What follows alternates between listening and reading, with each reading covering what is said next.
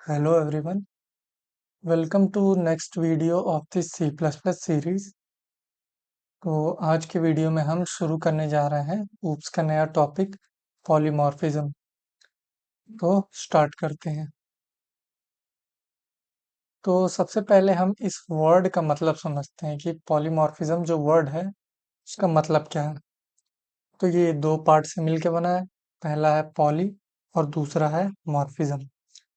Poly का मतलब क्या होता है? पॉली का मतलब होता है मेनी। मेनी यानी कि कई या बहुत सारे। और मॉर्फिज्म का क्या मतलब है? फॉर्म्स यानी कि अलग अलग रूप।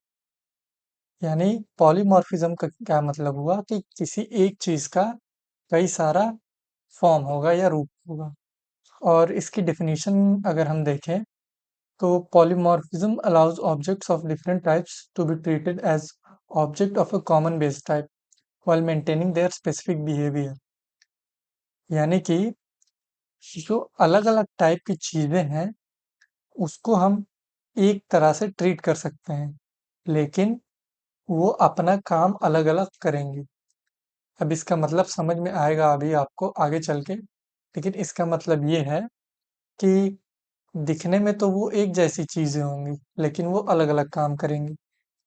यानी कि वन इंटरफेस मल्टीपल इम्प्लीमेंटेशंस। अब हम देखते हैं कि पॉलीमॉर्फिज्म के टाइप्स क्या-क्या होते हैं। तो पहला जो है वो है कंपाइल टाइम पॉलीमॉर्फिज्म और दूसरा क्या है? Run time polymorphism.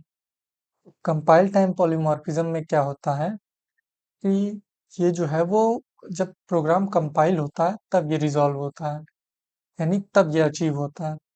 और रन टाइम पॉलीमॉर्फिज्म क्या होता है? जब प्रोग्राम रन टाइम पे होता है तब ये रन टाइम पॉलीमॉर्फिज्म अचीव होता है।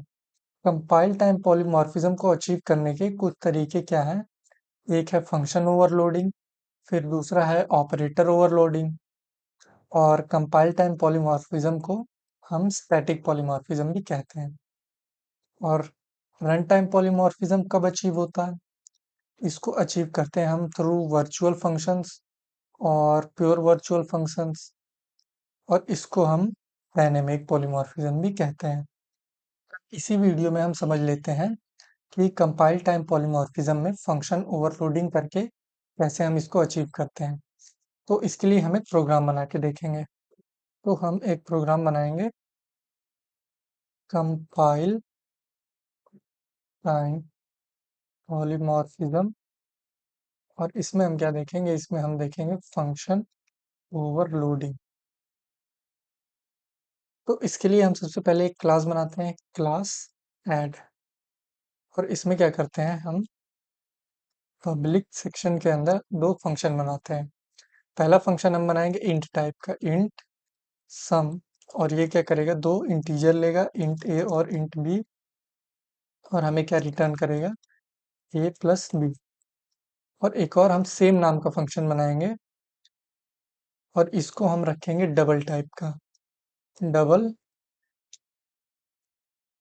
सम, डबल ए और डबल बी। और इसमें भी हम रिटर्न करवाएंगे ए प्लस बी।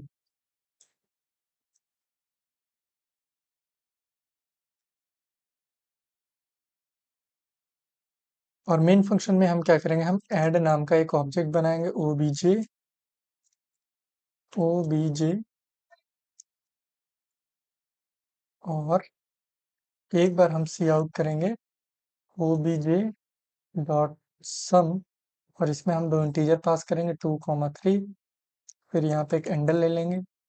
फिर उसके बाद फिर से हम सी आउट कराएंगे ओ बी जे डॉट सम। और यहाँ पे हम दो डबल टाइप के नंबर ले लेंगे, जैसे 5.5 ले लेते हैं और 7.5 ले लेते हैं। तो अब इस प्रोग्राम से होगा क्या कि यहाँ पे पॉलीमॉर्फिज्म कैसे अचीव हो रही है कि सम नाम का फंक्शन तो दोनों है, यानी दोनों एक जैसे दिख रहे हैं।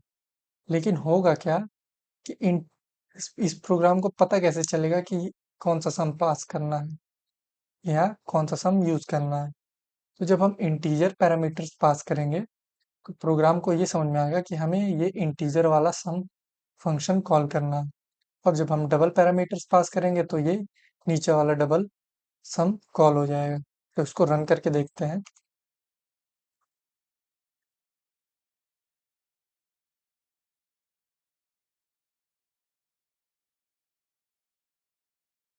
यहाँ पे हमने रन रन किया तो 2 और 3 5 आ गया, और नीचे 5.5 प्लस 7.5 13 आ गया। अगर इसको हम 7.6 कर दें और फिर रन करें तो ऊपर 5 आ गया और नीचे 13.1 आ गया। तो ये था फंक्शन ओवरलोडिंग कैसे करते हैं। इस वीडियो के लिए इतना ही। अब हम मिलेंगे नेक्स्ट वीडियो में।